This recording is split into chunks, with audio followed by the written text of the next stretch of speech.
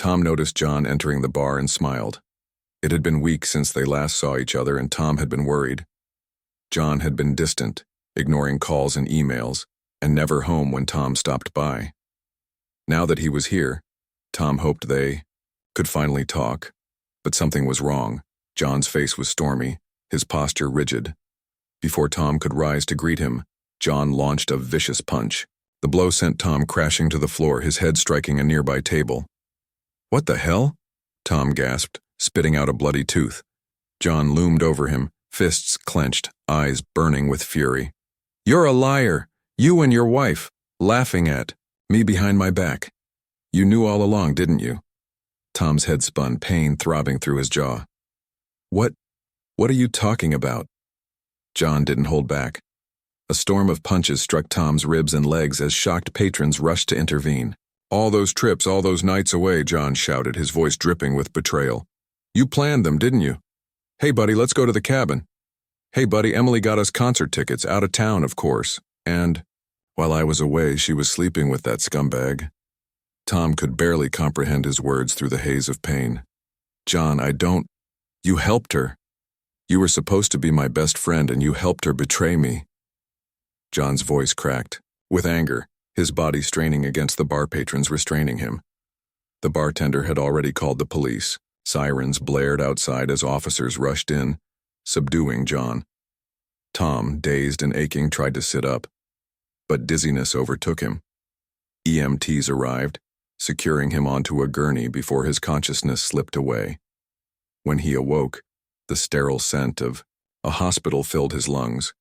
Machines beeped steadily, and the dim glow of a television flickered nearby. This wasn't a dream. It was real. A quiet sob caught his attention. Emily sat beside him, tears streaming down her face. "I'm so sorry, baby. I wanted to be here when you woke up, but I had to call your parents. Are you okay?" Tom shifted, wincing at the pain. His mind was sluggish, but John's accusations echoed in his head. I don't get it. John said Amanda cheated on him, that we helped her, that we set him up. Why would he think that? It's ridiculous."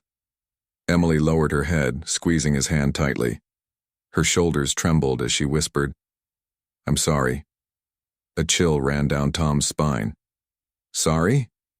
Sorry for what? He attacked me over some crazy misunderstanding. Why would he believe we were involved in something so?" Then he saw it, the hesitation, the guilt in her eyes, the way she tensed as if preparing for the worst. His stomach sank. "Emily?" Silence. A dreadful realization crashed over him like a tidal wave. Maybe John wasn't wrong after all. Emily was usually outspoken, especially when it came to relationships with close friends. But now, she was unusually silent, as if the situation had completely shaken her expectations. Just as Tom was about to ask what was wrong, the doctor walked in. "Good news," the doctor announced. "The jaw isn't broken or dislocated, just badly bruised. If there's no headache, Tom can go home with Emily tonight." Tom's head throbbed, but something about Emily's demeanor worried him more. He needed to leave with her. He forced a smile and lied. "I feel fine." Time dragged on as the nurses handled paperwork. Tom stole glances at Emily, hoping for an explanation, but she remained distant. Maybe at home she would finally open up. The drive back was eerily silent. No music, no small talk, just an overwhelming tension. Tom wanted answers, but exhaustion took over as soon as they got home. He barely changed before collapsing into bed. Emily curled up beside him, wrapping herself around him as if trying to hold on to something slipping away. By morning, Tom felt slightly better, though the pain lingered. After a quick shower, he joined Emily in the kitchen. She sat at the table, staring into her coffee, lost in thought. She finally looked up. "How are you feeling?" "Better, I guess. Just sore," Tom admitted. "I still can't wrap my head around what made John snap like that." "Have you spoken to Amanda? Did she say anything?" Emily hesitated. "A little. She was just as shocked as I was. She couldn't believe he would do that to you." Tom studied her, carefully. Her words seemed carefully chosen, measured. This wasn't like her. Emily was usually vibrant, full of life, but now she seemed subdued. Had the attack shaken her more than he'd thought? Reaching for her hands, he gave them a reassuring squeeze. "I'm fine, Emily, really." Tears welled up in her eyes, silent at first, then spilling over as she leaned into him. His shirt dampened with her sorrow. "I love you," she whispered. They called in sick and spent the entire day together. But despite their closeness, an invisible wall had risen between them. Tom couldn't shake the feeling that something was off. It wasn't just his injuries, it was the unanswered questions lingering in the air. John's attack hadn't been random. He had accused them, Emily and Tom, of helping Amanda cheat. Tom couldn't ignore how Emily had suddenly become guarded, how her responses felt rehearsed. Every time he tried to press for more, her eyes welled up again, and he backed off. It wasn't the right time for confrontation. By evening, Tom found himself in the backyard watching the wind sway the trees. He needed to understand. John wasn't the type to lose his temper without reason. And as Tom replayed Emily's words, in his mind, something gnawed at him. She had never actually denied Amanda's infidelity, only expressed regret for John's reaction. The truth wasn't going to come from Emily or Amanda. If Tom wanted answers, he'd have to get them from John himself, even if it meant facing him again. Tom knew the only way to truly understand what had happened was to confront the situation head-on. He decided to sit down with Emily and piece together the events that led John to believe they had betrayed him.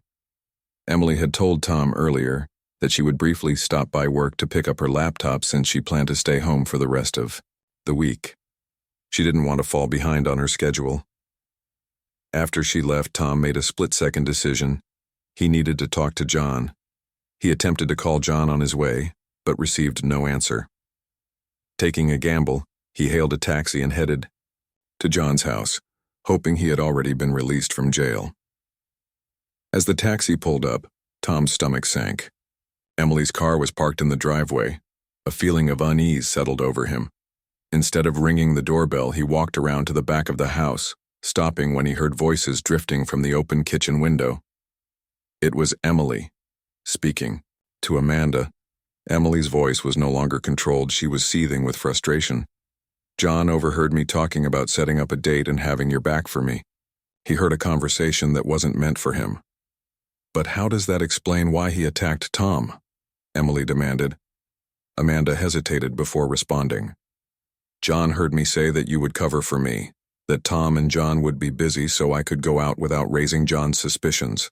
He must have thought Tom was in on it.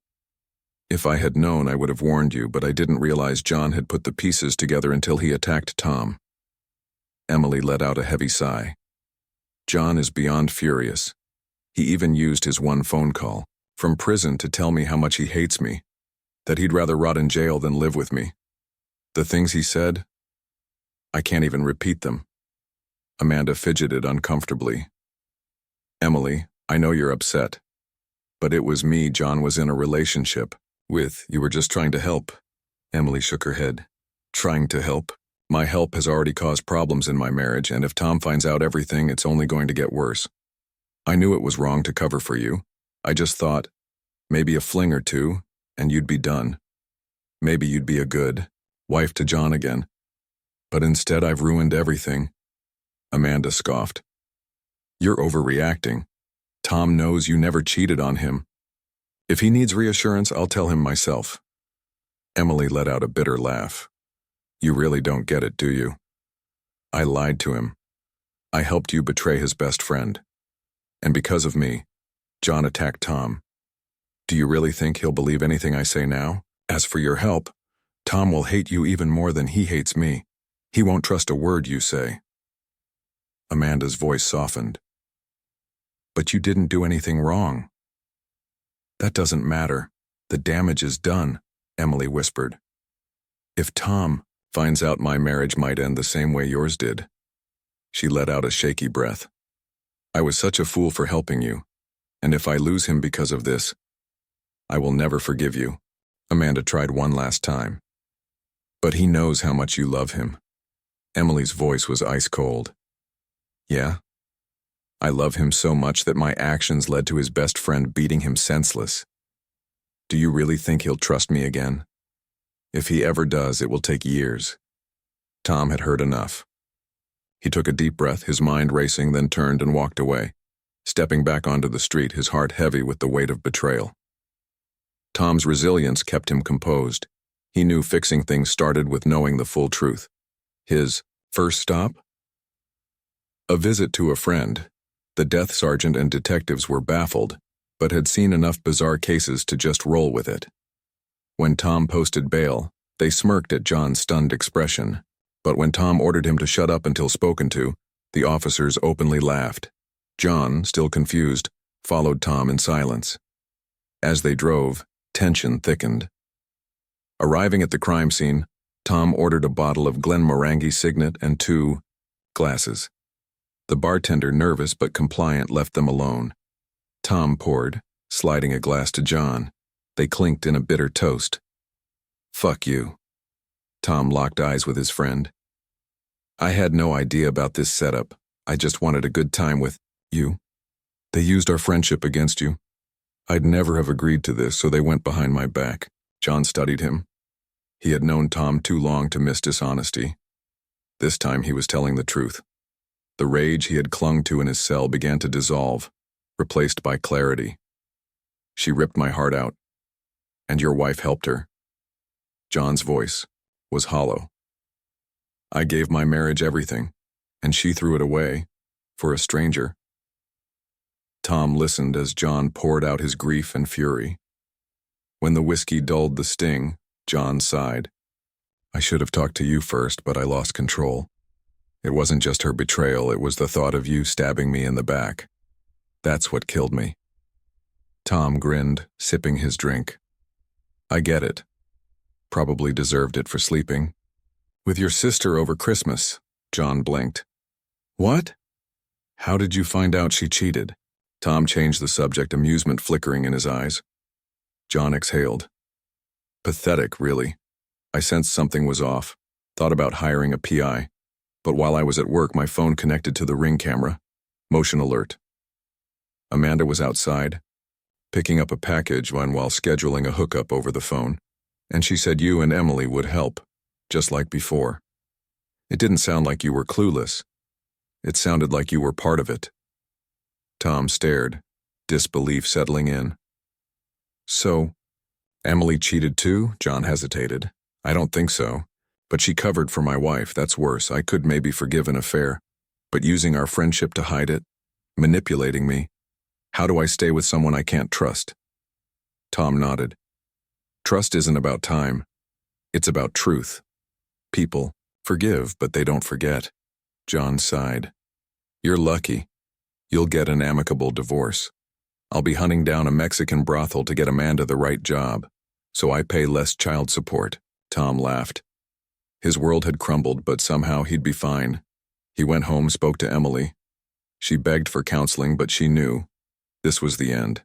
A new beginning awaited. And this chapter closed. If you love stories where revenge is served hot, hit that subscribe button. Stay tuned because the next dish is about to be served.